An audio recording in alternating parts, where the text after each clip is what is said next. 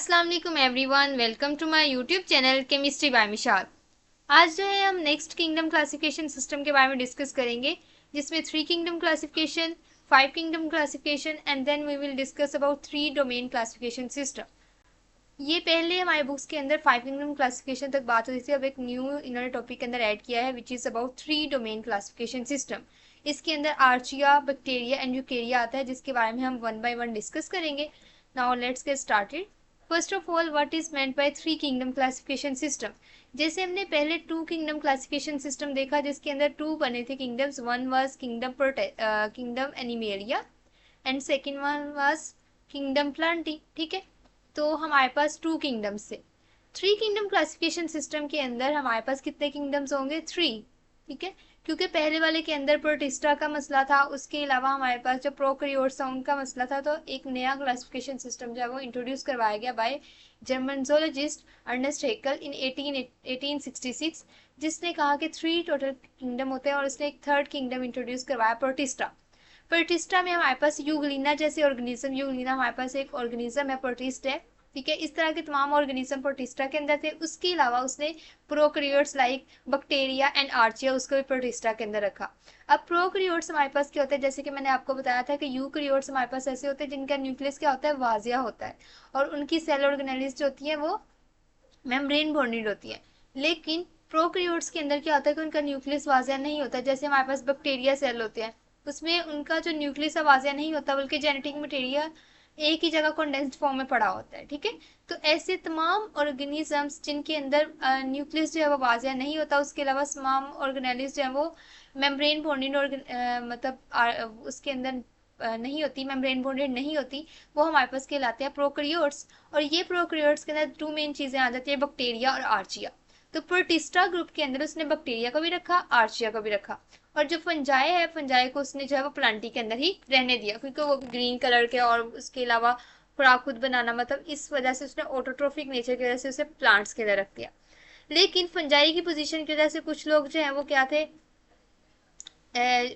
मतलब वो डिसएग्री हुए। क्यों डिसएग्री हुए? कि ऑल्दो वो प्लांट से बहुत ज्यादा मैच होता है, वो ग्रीन कलर का दिखता है और लगता है यूं कि हमारे पास ये ऑटोट्रोफिक इन नेचर है, लेकिन वो जिस ऑर्गेनिज्म के ऊपर रह रहा होता है उससे ऑब्जर्व करता है अपनी फूड, और वो एज ए हेट्रोट्रोफिक नेचर होता है। ठीक है, मतलब फंजाई जो है, वैसे तो प्लांट्स दिखने से ऐसे लगता है कि वो खुद अपनी खुराक बना रहा होगा क्योंकि वो ग्रीन इन कलर है, लेकिन उसके अंदर क्या होता है, वो प्लांट से बहुत हद तक रिजेंबल करता है। उसके अलावा कुछ हमारे पास जो है वो, इनके पास क्या होती है, सेलुलोज की कमी होती है, बल्कि इनके अंदर काइटिन होती है सेलुलोज की जगह। अगर हम प्लांट सेल वाल की बात करें, तो प्लांट सेल वाल जो है उसके अंदर क्या होता है, सेलुलोज। ठीक है, अब इसके अंदर सेलुलोज होता है, लेकिन ऑल्दो इस फंजाई के अंदर वो सेल वाल है, लेकिन ये सेल वाल सेलुलोज से मिलके नहीं बनी होती, बल्कि किससे मिलके बनी होती है, काइटिन से। तो मेन 3 किंगडम क्लासिफिकेशन सिस्टम के अंदर क्या हुआ, 3 किंगडम्स थे, Plantae, animalia and third one Protista. Animalia के अंदर सारे हेटरोट्रॉफ्स एनिमल्स, जिनका मैमल्स और एम्फीबियंस ये चीजें आ गई। उसके बाद प्लांटी के अंदर ऑटोट्रॉफ्स मेनली आ गए, लेकिन इसके साथ साथ उन्होंने कुछ फंजाई भी रख दी, क्योंकि वो दिखने से ऑटोट्रॉफ लग रहे थे उनको। उसके अलावा वो ग्रीन इन कलर थे, तो उन्होंने जो फंगस है उसको भी किसमें रख दिया, प्लांटी में रख दिया। थर्ड उन्होंने जो ग्रुप प्रोटिस्टा बनाया था उसके अंदर सारे प्रोकैरियोट्स और यूग्रिला जैसे ऑर्गेनिज्म ऐड कर दिए गए। Now let's talk about 5 kingdom classification system. अब 3 किंगडम क्लासिफिकेशन सिस्टम में किस चीज का मसला है, फंगस का, और सेकंड वन ये प्रोकैरियोट्स का। तो 3 किंगडम क्लासिफिकेशन इतना ज्यादा पॉपुलर नहीं हुआ। देन 5 किंगडम क्लासिफिकेशन सिस्टम दिया गया, जो कि प्रपोज किया ई चैटर्न ने, और 1937 में इसने जो है वो नए जो है वो टर्म्स इंट्रोड्यूस करवाए, प्रोकैरियोटिक एंड यूकैरियोटिक। और प्रोकैरियोटिक के अंदर उसने कहा कि उसमें बैक्टीरिया आएंगे, जबकि यूकैरियोटिक के अंदर 4 चीजें आएंगी, प्रोटिस्टा, फंजाई, एनिमल और प्लांट्स। अब 1969 में अमेरिकन इकोलॉजिस्ट है रॉबर्ट विटकर, उसने क्या किया, 5 किंगडम क्लासिफिकेशन के बारे में बताया कि 5 क्लासिफिकेशन सिस्टम हो सकते हैं ऑन द बेसिस ऑफ किस चीज के। फर्स्ट उसने बेसिस बनाई कि लेवल ऑफ सेलुलर ऑर्गेनाइजेशन क्या है। जैसे या तो प्रोकैरियोटिक होंगे, ठीक है, प्रोकैरियोटिक जिस तरह बैक्टीरिया और आर्चिया आ जाते हैं। सेलुलर ऑर्गेनाइजेशन में या तो वो अकेला रह रहा होगा या काफी ज्यादा सेल्स मिलके रह रहे होंगे। ठीक है, यानी क्लूनियल भी हो सकते हैं और सेपरेट भी हो सकते हैं। इसके अलावा अगर सिंगल सेल पे कंसिस्ट करता है तो यूनिसेलुलर यूकैरियोटिक आ जाएंगे। अगर ज्यादा सेल्स में मुश्तमिल हो रहा है ऑर्गेनिज्म तो मल्टी सेलुलर यूकैरियोटिक के अंदर आ जाएंगे। लेकिन जो आपके प्रोकैरियोट है वो सेपरेट। और इन्होंने जो चार टाइप्स थी, प्रोटिस्टा, फंगस और एनिमल और प्लांट्स, इनको जो वो टू कैटेगरीज में यूनिसेलुलर और मल्टी सेलुलर के अंदर डिवाइड कर दिया। यूनिसेलुलर के अंदर जस्ट प्रोटिस्टा आ रहे थे, मल्टी सेलुलर के अंदर फंगस, एल प्लांटी और एनिमिलिया तीनों आ रहे थे। उसके अलावा उसने देखा मोड्स ऑफ न्यूट्रिशन के बारे में कि किसके अंदर फोटोसिंथेसिस के थ्रू जो है वो खुराक बना रहे हैं, जैसे कि प्लांट्स, कुछ अब्जॉर्प्शन के थ्रू जैसे कि हमारे पास फंगस, और कुछ इंजेक्शन के थ्रू जस्ट लाइक एनिमल्स। तो उसने 5 किंगडम्स जो है वो इंट्रोड्यूस करवाए, टोटल मतलब 5 उसने बताए। फर्स्ट वाज किंगडम मनेरा, जिसके अंदर प्रोकैरियोट्स वगैरह आ गए, आर्चिया वगैरह आ गए। Second was protista, then fungi, plantae and animalia. ठीक है, इसने 5 जो है वो किंगडम्स है वो इंट्रोड्यूस कराया। अब क्या हुआ, in 1988 American biologist Margulis and Schwartz modified Whittaker system, और उन्होंने क्या किया कि सेलुलर ऑर्गेनाइजेशन के साथ साथ जेनेटिक्स की भी चीजें ऐड कर दी, और उन्होंने फिर भी इसे 5 किंगडम क्लासिफिकेशन में ही रखा। यानी हमारे पास जो सबसे इन तीनों में जो मैंने अभी तक डिस्कस की, एक 2 किंगडम क्लासिफिकेशन सिस्टम जो पिछले लेक्चर के अंदर था, देन 3 आया, देन 5। इसके अंदर तो सबसे अच्छा रहा, पॉपुलर रहा, वो था 5 किंगडम क्लासिफिकेशन सिस्टम। अब 3 डोमेन क्लासिफिकेशन सिस्टम, ये हमारे पास जो है वो न्यू है as compare to this one. ठीक है, अब इसके अंदर क्या है, ये 1969 में था, ये 1977 में।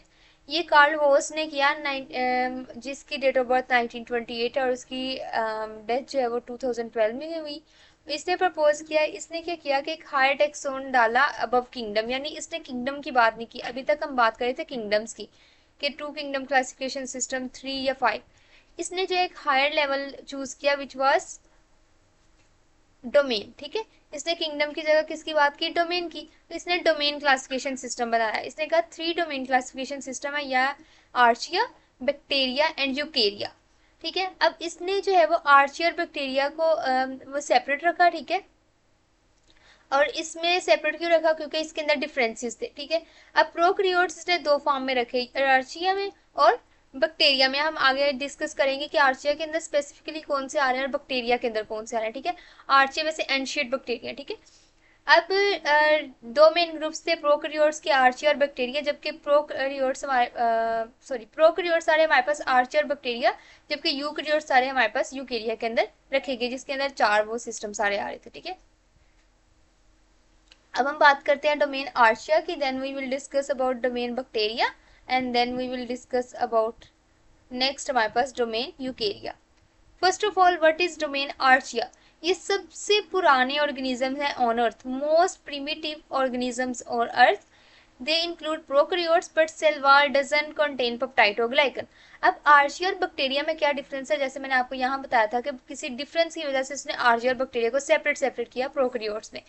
तो प्रोकैरियोट्स ऐसे प्रोकैरियोट्स जिनके सेल वॉल के अंदर पेप्टाइडोग्लाइकन नहीं होता, और वो प्रिमिटिव ऑर्गेनिज्म है on earth, they were added in Archaea. Cell wall जो है वो वेरियस पॉलीपेप्टाइड और प्रोटीन से मिलकर बनी हुई थी। ठीक है, यानी हमारे पास पेप्टाइडोग्लाइकन की बजाय पॉलीपेप्टाइड चेन और प्रोटीन से मिलकर बनी हुई है। उनका जो राइबोसोमल आरएनए है वो यूकैरियोट से ज्यादा मिलता है एज कम्पेयर टू बैक्टीरिया।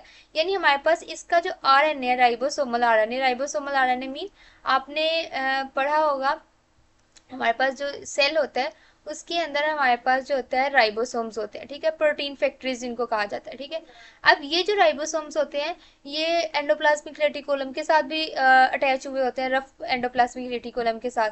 इनके अंदर जो है ना, क्योंकि ये प्रोटीन बनाने के अमल के अंदर होते हैं, अब इनके अंदर जो है वो आरएनए होता है, जिसको हम कहते हैं राइबोसोमल आरएनए। और आरएनए क्या होता है, जस्ट लाइक डीएनए, जैसे हमारे पास डीएनए एक हेरिडिटी मटेरियल है, आरएनए भी हमारे पास एक मटेरियल है जिस जो हमारे पास राइबोन्यूक्लिक एसिड है।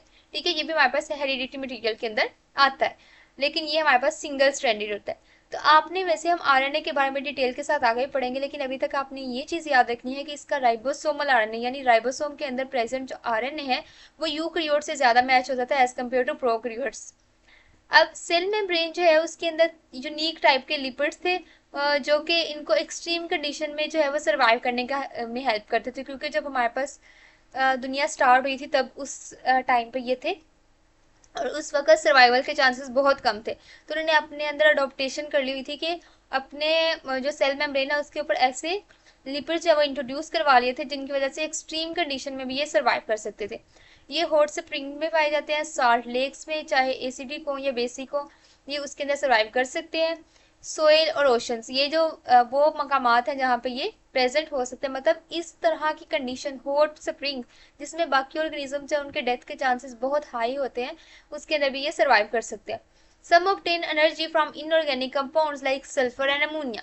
अब आपको पता है कि ये जो चीज़ है ये हमारे पास मोस्ट प्रिमिटिव है, तब हमारे पास प्लांट्स भी नहीं थे, तो इन्होंने जो है वो इनऑर्गेनिक कंपाउंड जो ऑलरेडी ज़मीन पर मौजूद थे, जैसे सल्फर हो गया, अमोनिया हो गया, उससे जो है वो हासिल की, अपने एनर्जी हासिल की for their survival. Some perform photosynthesis but do not produce oxygen. हमारे पास ये करते तो है कुछ फोटोसिंथेसिस, लेकिन अदर गैसेस लाइक H2S बनाते हैं, ठीक है, तो ऑक्सीजन के बजाय कोई और जो है वो गैस प्रोड्यूस करते हैं। नेक्स्ट हम देखते हैं कि कौन कौन से किंगडम जो है आ जाते हैं डोमेन आर्चिया के अंदर। मेथेनोजेंस, हेलोफाइल्स, उसके अलावा थर्मोफाइल्स, एसिडोफाइल्स और फाइल मीन लविंग, ठीक है। तो हमारे पास थर्मोफाइल जो हीट को लव करने वाले हैं, ठीक है, found in hot springs. Halophiles mean salt environment में जो पाए जाते हैं। एसिडोफाइल्स मीन जो एसिडिक इन्वायरमेंट को पसंद करते हैं, जो एसिडिक इन्वायरमेंट में सर्वाइव कर सकते हैं। और दूसरा है हमारे पास मेथोजेंस। मेथेनोजेंस हमारे पास मिथेन गैस प्रोड्यूस करते हैं, इस वजह से इनको कहा जाता है methanogens. Next is domain bacteria. Domain bacteria के अगर हम कैरेक्टरिस्टिक्स की बात करें तो ये डिफरेंट होती है फ्रॉम डोमेन आर्चिया। इनके अंदर पेप्टाइडोग्लाइकन होता है, ये हमने पहले भी डिस्कस कर लिया था। और इसके अंदर दो चीजें आती हैं, एक सिंपल बैक्टीरिया और दूसरा सियानोबैक्टीरिया। अब प्रोकैरियोट्स की जो सेल वाल है, इन वाले प्रोकैरियोट्स की वो पेप्टाइडोग्लाइकन से बनी होती है। ये हर इन्वायरमेंट में पाए जाते हैं, सोयल में, वाटर में, एयर में और इंसान के अंदर भी। मोस्टली ये यूनिसेलुलर होते हैं, लेकिन समटाइम्स ये चेन बनाते हैं, मतलब हमारे पास सेल्स है आपस में मिलके एक चेन की फॉर्म, बीडेड चेन की फॉर्म बना सकते हैं। या हमारे पास ये क्लस्टर इकट्ठे जो है वो काफी फॉर्म में जो है वो इकट्ठे हो जाते हैं, या क्लूनीज बना लेते हैं। अगर हम इसकी न्यूट्रिशन की बात करें तो ये हेट्रोट्रोफिक इन नेचर होता है, और कुछ के अंदर क्लोरोफिल होता है, वो फोटोसिंथेसिस का अमल जारी करता है। अब इनके अंदर जो है वो एक किंगडम है you bacteria. You bacteria mean true bacteria, ठीक है, you mean true and bacteria. अब इसकी ये हमारे पास जो बैक्टीरिया है सारे फायदेमंद नहीं होते, कुछ जो है वो डिजीजेस भी काज करते हैं, ठीक है, और कुछ जो है बेनिफिशियल भी होते हैं, जो कि जैसे योगर्ट वगैरह बनाने के लिए होते हैं, कुछ डिकम्पोजिशन के लिए यूज होते हैं। तो हमारे पास कुछ जो है वो डिजीज काजिंग होते हैं और कुछ जो है वो बेनिफिशियल होते हैं। Next is Eukarya. यूकेरिया के अंदर हमारे पास जो है वो यूनिसेलुलर भी आ जाते हैं, मल्टी सेलुलर भी आ जाते हैं। इसके अंदर प्रोटिस्टा, फंजाई, प्लांटी और एनिमल, यानी जितने भी प्लांट्स हैं, फंगस की जितने भी टाइप्स हैं, एनिमल जितने भी है दुनिया पे, सारे के सारे यूकेरिया के अंदर आते हैं। और मैंने आपको बताया था इसके अंदर एक वाजिया न्यूक्लियस होता है, मेम्ब्रेन बॉडीड ऑर्गेनेलिस होती हैं। अब यहाँ पे कुछ एग्जांपल्स हैं, जैसे ये हमारे पास एक बैक्टीरिया, ठीक है, ये हमारे पास आर्चिया उन्होंने शो किया हुआ है, और ये हमारे पास यूकेरिया, इसके अंदर एक वाजिया न्यूक्लियस है, यू कैन सी। ये था हमारा आज का लेक्चर, जिसके अंदर हमने किंगडम क्लासिफिकेशन सिस्टम और डोमेन क्लासिफिकेशन सिस्टम के बारे में पढ़ा। Thanks for watching my video. अल्लाह हाफिज़।